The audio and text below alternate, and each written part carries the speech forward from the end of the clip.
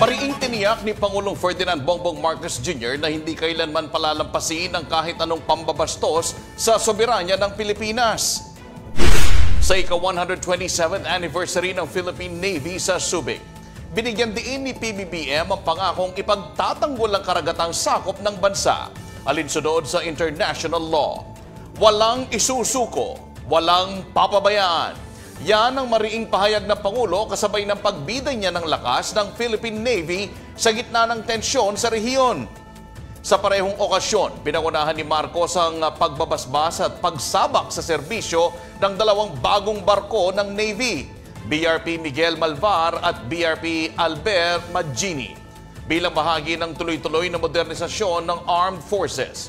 Kasama sa plano ang pagpapalakas ng mga base militar sa strategic areas gaya ng Nabasan, Chiquita at Grande Islands at Misamis Oriental.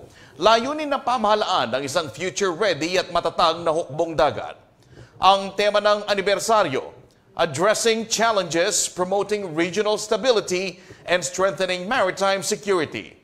Malinaw ang mensahe, handa ang Pilipinas, walang uurungan.